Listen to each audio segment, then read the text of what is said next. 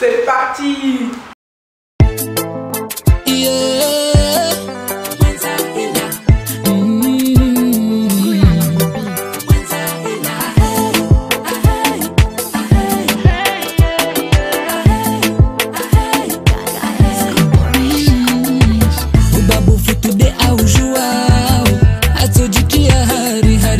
Alors bonjour, bienvenue à tous pour cette nouvelle vidéo. Je me retrouve aujourd'hui avec Beauty Nengue pour un petit chat en fait.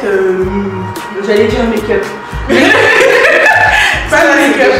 Voilà, ça c'est déjà passé parce qu'on a galéré pour faire ça. Non, c'est pas make-up, c'était un petit chat retour au naturel, c'était ça, non? Ouais, donc make-up aussi en plus. On a essayé, mais on n'a pas réussi, donc on a abandonné ça. On a dit on va commencer une chose à la fois. Voilà quoi. C'est trop quoi.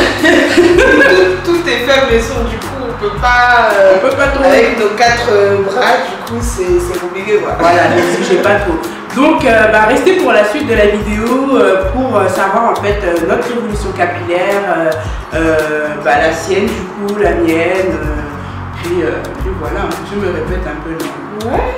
Mais bon, c'est pas grave. Non, les gens ils ont besoin de pas. Moi j'aime bien quand on répète. Bon, comme ça l'information reste. Donc si ça vous intéresse, n'hésitez surtout pas, je bug, à partager, à liker. Et à quoi d'autre encore? Et à nous suivre. Et à nous suivre. Ah oui, abonnez-vous.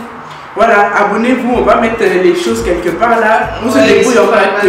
C'est encore le début, mais. Voilà, de montage avec Beauty Nengue et Iziskala.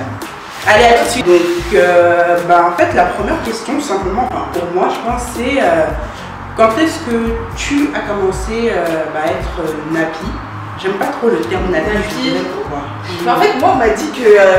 C'est notre petite vieille m'a dit que en fait moi je suis pas nappy parce que comme mes cheveux tu vois c'est curly, pour elle nappy c'est quand t'as les cheveux crépus et que voilà quoi et qu'ils sont pas laissés pas défrisés ou moi c'est ça nappy. Donc je sais pas ce que je suis. Moi j'ai toujours ma mère elle m'a jamais fait de mèche quand j'étais petite, du coup j'avais toujours les nattes collées, donc toi même tu sais j'avais toujours les nattes collées.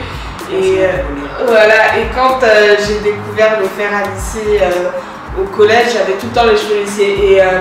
Et c'est marrant parce que pour moi, même pour ma mère, tu vois, bon, elle est de la vieille école, du coup, pour elle, se coiffer, c'est avoir des nattes, ou alors si j'avais les cheveux plus crépus, avoir des mèches, ou se lisser les cheveux, tu vois. Mais genre, laisser ses cheveux comme ça à l'air, c'est pas une coiffure.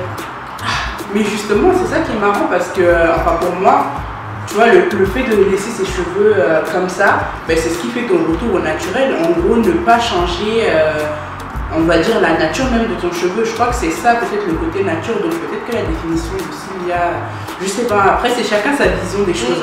Moi, perso, je suis pas trop fan de l'englobement du phénomène nappy, tout ça, parce que j'ai l'impression que, les noirs, c'est seulement eux qui ont besoin de retourner au naturel en fait.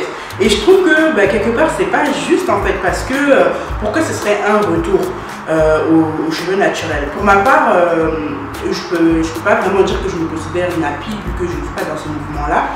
Mais plus jeune, ma mère avait commencé à me dépiler les cheveux parce que tout simplement on pense avoir nos cheveux c'est pas une coupe. Voilà, avoir les cheveux crépus, pour les gens, c'est pas une coiffure. Même dans notre... Ma mère dit que c'est fofolle. Voilà, dans notre entourage... Voilà, dans notre entourage même, ils disent, quand tu as les cheveux crépus, au naturel, on te demande toujours quand est-ce que tu vas aller te coiffer. Donc c'est inconcevable de laisser les cheveux comme en afro en fait, parce que tu as l'air, tu ressembles à une folle, c'est comme ça. Donc moi pour ma part, comme je disais, j'ai été défrisée une fois par ma mère et ensuite plus jamais. Et c'est vrai que très tôt, j'ai commencé à t'occuper toi-même de moi-même de mes cheveux en faisant beaucoup de recherches. YouTube, merci YouTube. YouTube a sauvé des vies, des cheveux, des têtes. Ouais, non mais franchement, après c'est par rapport à ça. Et surtout ici c'est difficile difficile, je veux dire, quand tu es ado, etc., tu n'as pas forcément les moyens d'acheter, de faire toutes les coiffures, etc. Les mèches, il ne faut pas croire, ça coûte de l'argent aussi. Tous les produits, j'ai l'impression que franchement, c'est vraiment... c'est cher. Et en plus, je trouve que on dit que oui, revenir au naturel, ça coûte cher, etc. les produits, mais je pense que tout aussi cher. Hein. Ouais. Faire tout le temps se lisser ou tout le temps se stresser, machin, ça coûte aussi cher. Si on arrive à trouver notre bonne routine capillaire, pas trop cher, ça peut même coûter moins cher d'être nappy. Exactement, mais parce que non, mais après on va pas se mentir, moi aujourd'hui je vous parle, j'ai des tresses avec des mèches, je le vis très bien, c'est pour ça que je vous dis, je me considère pas nappy, mais par contre voilà, en dessous j'ai aucun mal à sortir avec mes cheveux au naturel, mais c'est vrai que j'ai cette habitude, j'ai toujours envie de changer de tête, tu sais, tout le temps, je trouve que c'est quand même un plus parce qu'avec nos cheveux on peut faire tout ce qu'on veut. Vraiment tout, on peut les lisser, les boucler, faire des tissages, etc. C'est pas donné à toutes les natures de cheveux. Et donc, franchement, je trouve que franchement, il faut pas... Je t'ai défrisé qu'une fois. Moi, ouais, ma mère, elle m'a défrisé une ou peut-être deux si je m'en souviens pas. Je crois que j'ai dû faire un premier, je sais pas si c'était un défrisage en CM2, mais ça avait un peu... elle avait pas laissé longtemps. Et je l'ai fait la deuxième fois, c'était pas en première. À chaque fois, je dis en première, mais ça devait être en terminale. Et là, franchement, j'avais laissé trop longtemps, ça m'avait piqué un peu. Du coup, j'ai lavé et tout, mes pointes. En fait, au début, c'était bien détendu, etc. J'ai plus l'impression qu'on appelle ça latex, relaxant. Oui, mais en anglais, relaxer, mais ouais, ça défrise. Faut faire attention quand on utilise ces produits-là, justement, comme c'est chimique. Maintenant, c'est pas texturisant, je crois que voilà, ça. C'est ça. Mais c'est à peu près la même chose. Voilà, mais après, moi, je trouve franchement la vérité. Et je fais tes gâteaux après. La vérité, moi, je range tout ça dans la catégorie, tu sais, avec. Comment on appelle ça les assouplissants, tout ça là, c'est des manières détournées de vous dire de vous lisser les cheveux. Non, je sais pas, aimez vos cheveux. J'ai rien contre le cheveu lisse. Mais pourquoi ils aiment pas? Moi, je sais pourquoi les gens ils aiment pas. Soit parce qu'en fait, quand t'as les cheveux crépus, t'as tes cheveux crépus, on voit bien ta tête. C'est ça, parce qu'il y en a qui aiment pas ça parce qu'elles aiment bien avec les mèches pouvoir cacher, peut-être parce qu'elles ont des boutons, cacher les contours, etc. Mettre ses cheveux, c'est un peu n'importe quoi sur sa face parce qu'elles aiment pas voir bien, tu vois. Je trouve que ça dépend. Franchement, je trouve que si c'est la raison, c'est chaud quand même parce que. Parce qu'ils n'aiment pas voir sa tête, genre. Je suis désolée, je veux dire, t'es comme ça, hein. Donc à un moment, moi, c'est moche.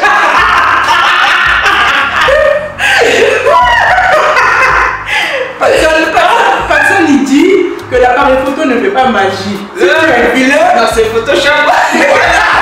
Voilà, c'est genre-là, non. La capture, tu as toujours Photoshop. Faites attention, maintenant il y a les filtres. Quand il y a Instagram, Snapchat, il y a tous ces filtres-là. Donc on s'en fout, gardez vos cheveux naturels. Non, franchement, on va pas se mentir. Moi, en vrai, ça me dérange pas que ce soit lissé ou quoi que ce soit. Mais il y en a en fait, ce qu'elles aiment. Moi, je peux comprendre, tu vois. Il y a des personnes qui trouvent que ça fait pas travailler, etc. Ça fait négliger. Ok, parce que en fait, dans les couples, tout ce qui est perruque, machin, etc. Elles aiment quand tu vois ça brille, que c'est carré, que c'est droit, etc. Ouais, mais je suis pas d'accord parce que justement en fait. Moi ça me dérange pas, tu peux aimer ça, mais il faut pas abandonner tes cheveux qui sont en dessous. En fait, moi je pense que non, parce que par exemple, tu vois, ici, je trouve que la société, entre guillemets, elle est beaucoup plus tolérante que par exemple aux États-Unis où carrément c'est le truc à ne pas avoir en fait, tu vois. Ouais, aux États-Unis, c'est vraiment en mode tu peux pas venir avec les cheveux afro, t'es sûr de te faire vocal ou même de te faire virer pour ça, quoi. Tandis que ici, bon, je vais pas dire qu'ils sont plus. Peut-être qu'on est moins superficiel, c'est ça? Ouais, non, quand même pas, mais je trouve que ici, bon, malgré que le cheveu afro, comment dire. Tu rentres pas partout avec ta. Voilà, on rentre pas partout avec. Moi, j'ai été dans un travail dans la vente où on m'a dit, ouais, non. Perruque.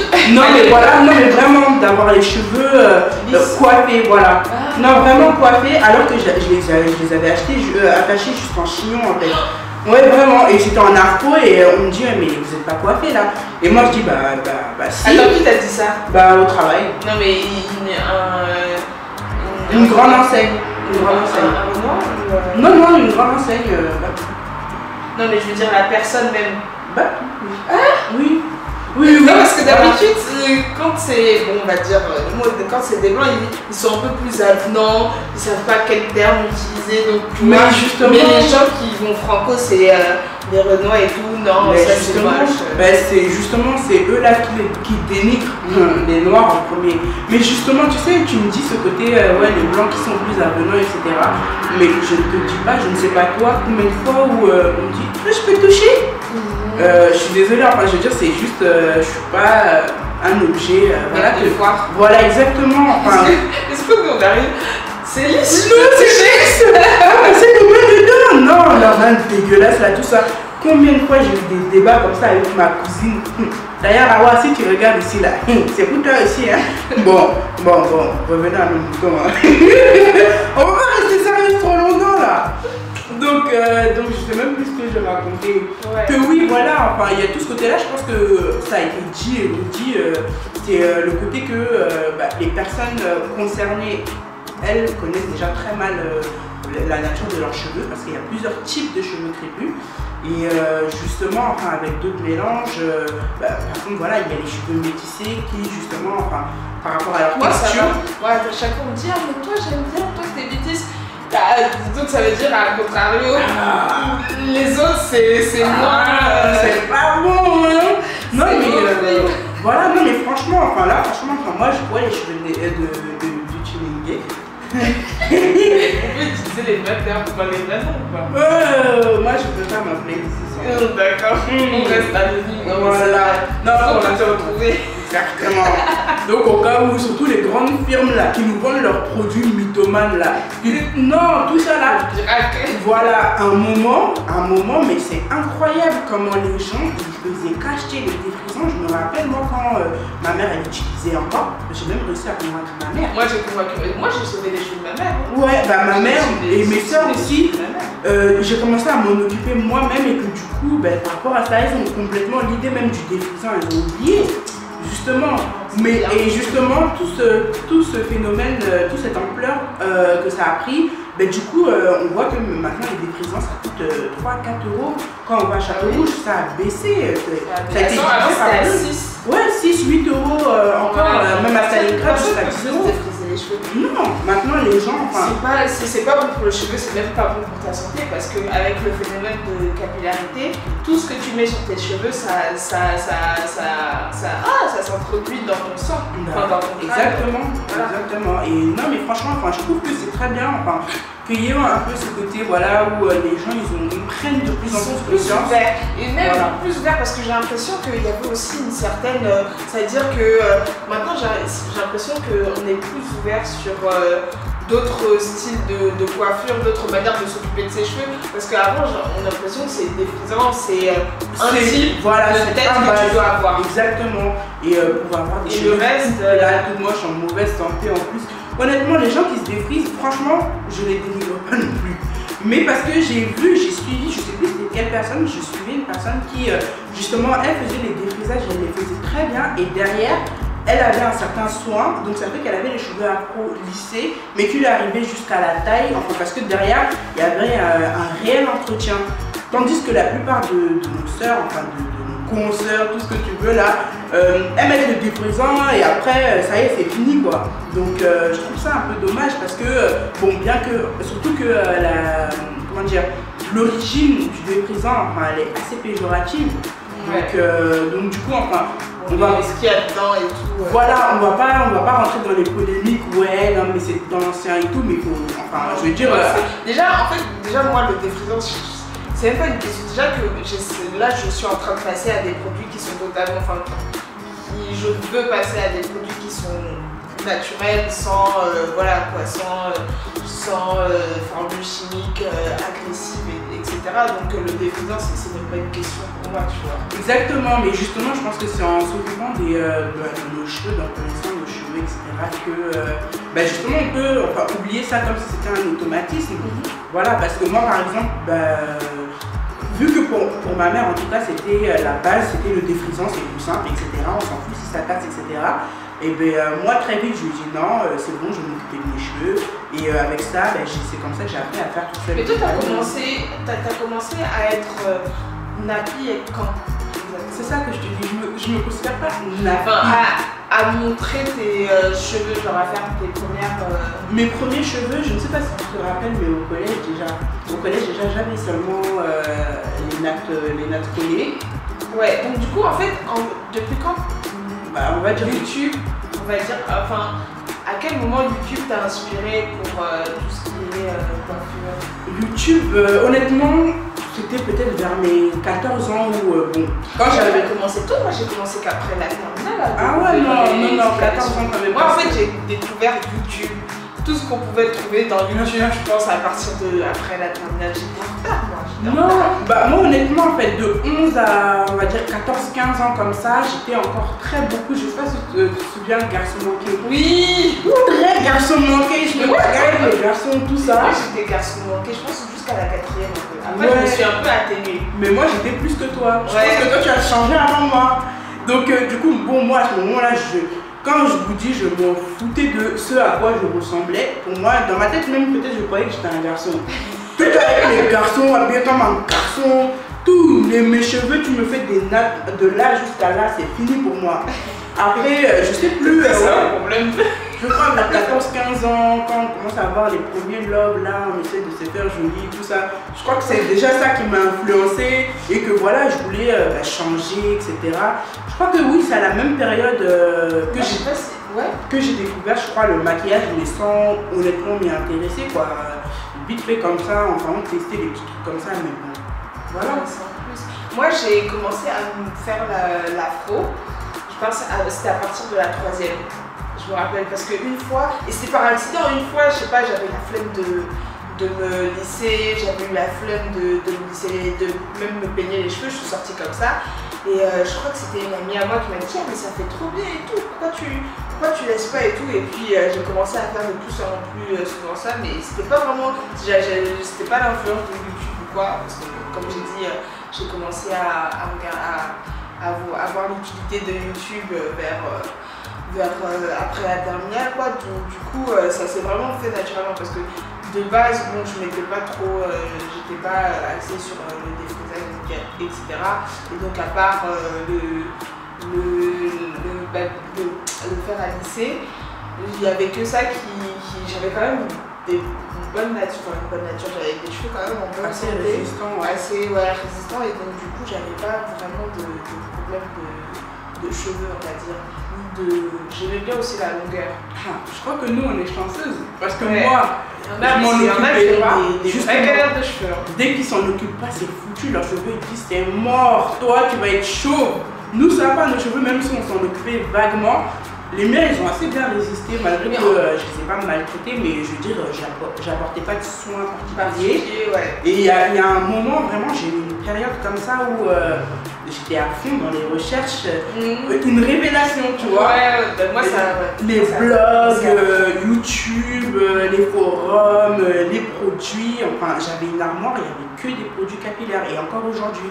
Et là justement j'essaie d'évacuer tout mon stock là comme ça. Voilà, c'est vrai que quand tu arrives, quand tu as une révélation comme ça, t'achètes tout, t'es partout, et puis après